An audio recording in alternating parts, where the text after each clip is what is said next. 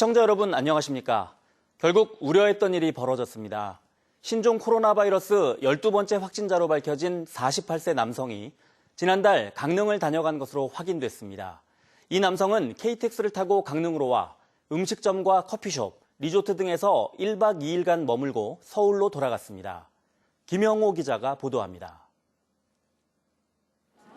48세 중국인 남성인 12번째 확진자가 강릉을 방문한 건 지난달 22일입니다. KTX로 오후 1시쯤 강릉역에 도착해 음식점을 이용한 후 오후 4시쯤 택시를 타고 숙소로 이동했습니다.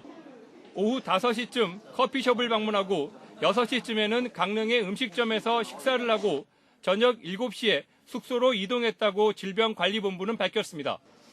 12번째 확진자는 다음 날인 23일 오후 12시 반 KTX를 타고 서울로 돌아갔습니다.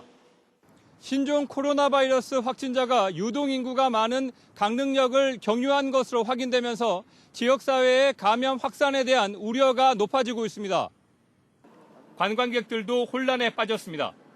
관광객이 많이 모이는 곳에서는 어떻게 될지 모르니까 눈에 보이진 않으니까 막 엄청 걱정되진 않는데 그래도 써야겠다는 생각은 있어서. 현재까지 12번째 확진자의 접촉자는 밀접 접촉자가 9명, 일상 접촉자는 22명입니다. 강릉시는 확진자와 접촉했던 사람들을 격리 조치했고 해당 리조트는 휴업했으며 모든 소독 조치를 마쳤다고 밝혔습니다.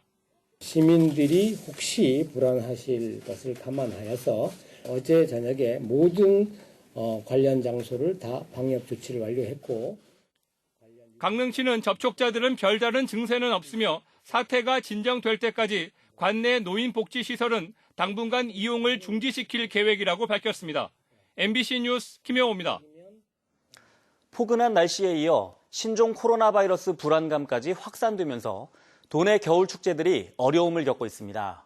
2월의 첫 휴일인 오늘 화천 산천어 축제는 얼음 낚시터 대신 수상 낚시터에서 관광객들을 맞았습니다. 허주희 기자가 취재했습니다. 두 차례 연기 끝에 개막한 화천 산천어 축제가 개막 이후 첫 휴일을 맞았습니다.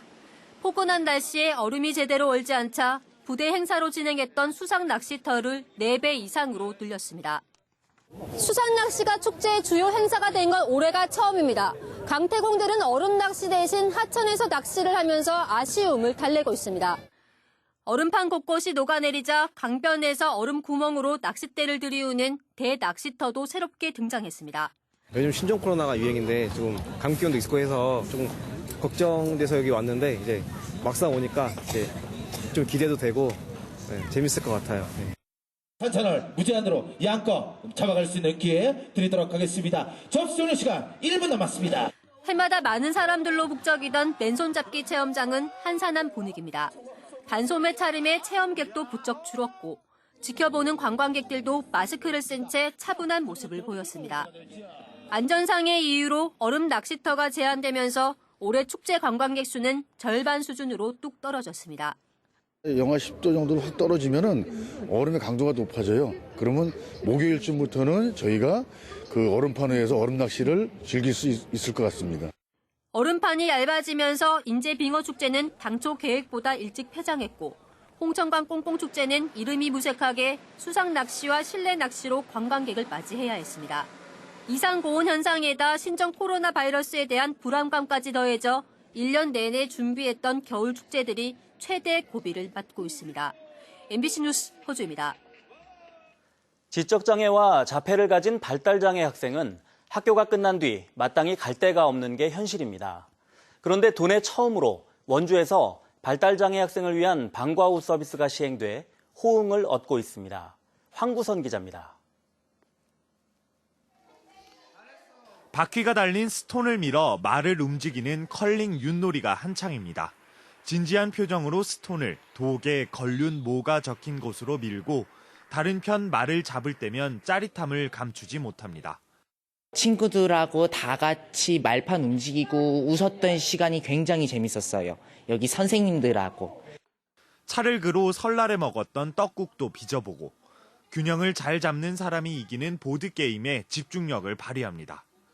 학교 수업을 마치면 딱히 갈 데가 없는 발달장애 학생들에게 놀이와 학습을 지원하는 방과 후 서비스가 도내 처음 원주에서 시작됐습니다. 하루 종일 집에 있어야 하는 방학 기간에는 오전에도 방과 후 학교가 열려 가족들의 호응도 좋습니다.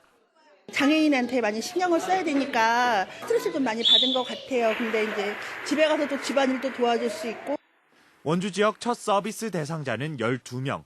오는 3월부터는 상지대에서도 발달장애 학생 60명을 수용할 수 있는 방과 후 서비스가 실시됩니다. 원주에서는 지난해 45명의 성인 발달장애인을 위한 주간 활동 서비스 도입에 이어 발달장애인 돌봄 서비스가 확대된 셈이지만 아직은 턱없이 부족한 상황입니다. 자원봉사자분들이 조금 더 많이 투입되어서 이제 1대1 케어를 해주시면 조금 더 질 좋은 프로그램이 제공될 수 있을 것 같아요. 원주 발달장애인만 2,300여 명에 달하고 해마다 늘어나는 추세여서 사회적 돌봄 확대에 대한 필요성이 높아지고 있습니다. MBC 뉴스 황구선입니다. 신종 코로나 바이러스가 확산되는 가운데 관광성 짙은 해외 출장길에 나섰던 강원도의회 의장이 MBC 보도가 나가자 일정을 앞당겨 귀국했습니다.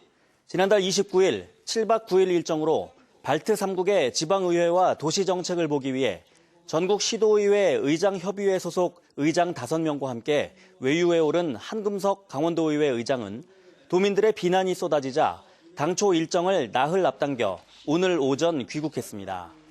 도민들은 신종 코로나 바이러스 확산이라는 초비상 상황에서 지원과 대응책 마련에 힘을 보태도 모자랄 판에 관광성 짙은 해외 출장에 나선 건 신중하지 못했다고 비판했습니다.